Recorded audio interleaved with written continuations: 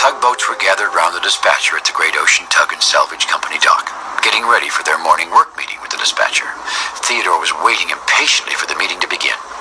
For today was a very important day. Monday. Every Monday, the dispatcher gave the tugboats their special jobs for the rest of the week. First, the jobs for the week, announced the dispatcher. George will be in charge of getting new bumpers. We seem to be losing a lot of bumpers lately. Product, harbor safety as usual. Emily, clean up patrol. Hank, this week I would like you to be in charge of oil. Theodore looked at Hank. Oil was the job he had been hoping for. Theodore wasn't sure what jobs were left. Maybe there'd be none for him. But then the dispatcher said, Theodore? Oh yes, Theodore. This week you'll be in charge of welcomes. Theodore was surprised. Being in charge of welcomes. That meant you get to show special visiting ships around the harbor. It was a very important job. He'd never done it before. Hello, Mr. or Mrs. Special Visiting Ship, practiced Theodore. Welcome to our harbor. I hope you like it here because it's nice. Because it's nice? Did that sound right? Theodore wondered, what should he say? The loud blast was from George, who was on his way to work with Hank. What are you doing? Asked George. I'm practicing my welcome, replied Theodore. Welcomes are easy, said George. You just say, hello, this is the second biggest ice-free harbor in the whole entire world. And with that, George let out a big, long blast of his horn. A big blast from my horn, thought Theodore. I wonder, is that the best way to welcome? Theodore had a job to do with Emily, so he thought he'd better ask her, too, just to make sure. Emily, called Theodore, what's the right way to welcome? Visiting ships like to see interesting things, replied Emily. I always tell them about the family of whales who sometimes visit the rocky cove. That's different from what George said, Theodore thought to himself. I wonder which is really the right way to welcome. They passed Fodak, nudging Bedford Buoy back into place. Strange, Fodak was saying. This buoy is spun right off his spot. Theodore knew Fodak always had a lot of useful information, so he asked, Fodak, what's the right way to welcome? You simply say, replied Fodak, that our harbor is the safest harbor in the world, and we have the most fire extinguishers. And then, he added, I do this. Fodak shot out a great spray with his firefighting hose. Another way to welcome, groaned Theodore to himself. But which welcome was the right welcome? The next foggy morning, after the dispatcher had told the tugboats their jobs for the day, he turned to Theodore and announced, We have a very special guest who has come to stay in our harbor. Please go welcome him. The other tugs were surprised. They hadn't seen or heard any special ships arrive. He came in under the water, explained the dispatcher, and now he's at the Navy Yard. His name is Northumberland. Under the water, replied Theodore. He must be a submarine, said Fodak. He's been under the water for 3 months, continued the dispatcher. I expect he's very tired now. He's here to rest. The tugboats floated off to work, thinking about the mysterious new visitor. Theodore set off bravely for the Navy Yard. When he arrived at the Navy Yard, Theodore looked around for a ship named Northumberland. The fog made it hard to see anything. How can I welcome something I can't even see? Theodore wondered.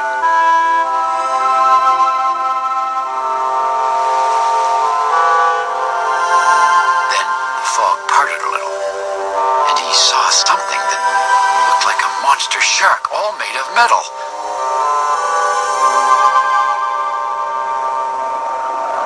Yikes, he shouted in surprise. But then he saw a name on the side of the strange thing. Sure enough, it said Northumberland. Theodore floated a little closer to the silent giant. He was so nervous his anchor was rattling. Hello, Mr. Northumbson One? He began, and blew his horn as loud as he could, like George. It wasn't quite as loud as George, but it was pretty loud. Then he said, "Our harbor has the second biggest ice-free whales. I mean fire extinguishers. Theodore got jumbled up with all the things the other tugboats had told him. Their words felt funny in his mouth, like they weren't happy to be there at all. He decided he would shoot out a great spray with his fire hose, just like Foduck. But then he remembered he didn't even have a fire hose. Theodore decided he would wait for the submarine to say something. But the submarine said nothing. Not a word, not a whisper, not a wink. Theodore was sure his welcome had gone all wrong. The other tugs were waiting for Theodore when he returned to the great ocean dock. They were eager to hear all about the new ship. "How did the Welcome go?" asked Emily. "What's a sunk marine like?" asked Hank. Theodore hung his head. "Well, a shark, I guess, but I've never really seen anything like him before. And I don't think the Welcome went very well. He didn't even seem to notice me." George looked upset. "Did you tell him how big the harbor is?" "Not really," answered Theodore. "What about the whales?" said Emily. "Not exactly," replied Theodore. "What about safety?" asked Foduck. "And about bigness?" shouted George. The tugs all began to talk at once, toot their horns. Each one thought their welcome was the right one. The tugs turned to Theodore to see whose welcome he would choose. Theodore felt very unhappy. He had already tried to do what everyone had told him, and it had gone all wrong. "Well," George said finally, "you have to say something because it's getting late." Theodore set out again to try to welcome the submarine.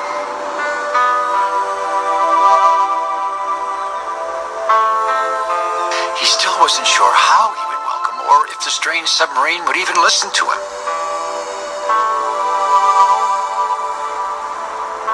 Theodore was surprised to see Emily and Hank floating towards him. "We've come to help," said Emily. "To help," echoed Hank. "But," said Theodore, "which welcome should I choose this time? Which welcome is the right welcome?" Emily thought about it, but then she finally said, "I don't know, but I do know that you have to try and do your best, because tugboats never give up." Theodore was happy that Emily and Hank had come to help, as it was getting dark, and Northumberland was kind of scary. But as they approached the submarine, all shiny and silent, Hank's eyes grew wider and wider. "Maybe," whispered Hank, "submarines don't like tugboats. Maybe that's why he doesn't say anything." Theodore floated a little closer to the submarine. He was just clearing his throat and making brave puffy sounds with his smokestack when Foduck appeared.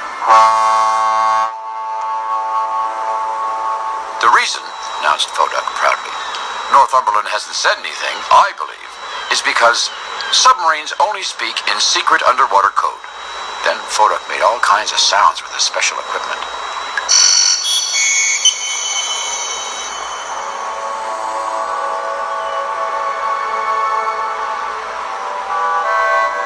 But the submarine still didn't say a word, or a whisper, or even wink.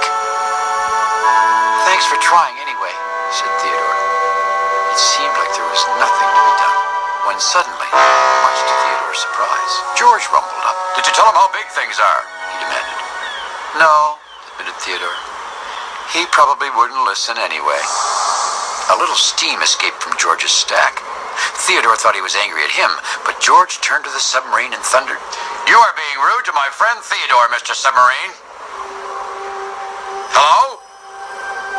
Then George let out a great blast with his mighty horn that could be heard from one end of the harbor to the other. But the submarine remained as silent as the sea on a sunny day. Theodore thanked George for trying to help. All his friends had tried to help. But some things were not meant to be. The tugs turned sadly for home. Just then, there was a sound, a kind of groaning, kind of moaning sound. The tugboats slowly turned back to the submarine. It was moving. Then the most surprising thing happened. One sleepy eye blinked open and looked right at the tugboats. The tugs were scared, but fascinated. They slowly floated toward the other end of the great vessel.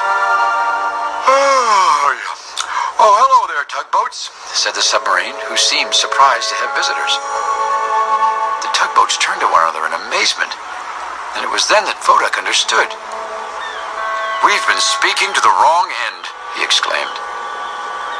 The submarine had been sleeping soundly from his long ocean voyage and had finally been awakened by George's powerful horn. Northumberland looked around at the tugs, waiting for someone to say something. All the tugs looked at Theodore. Theodore floated forwards just a little bit. Welcome to our harbor, he said. I hope you like it here because it's... Theodore could feel the other tugboats watching and waiting to hear what he would say. He swallowed the big lump in his throat and said, because it's nice. Theodore knew it wasn't the way the other tugboats thought was the right way to welcome, but it was his way. It's really nice, shouted Hank, as if he had just thought of it. Well, thank you, tugboats, yawned Northumberland. What a wonderful welcome indeed. Theodore glanced at the other tugboats who had all come to help him welcome, and suddenly he knew he had one more thing to say to the submarine, a very important thing. And also because, said Theodore, most of all, this is the friendliest harbor in the whole world. The tugboats smiled big smiles and tooted their horns, and Theodore smiled the biggest smile of all.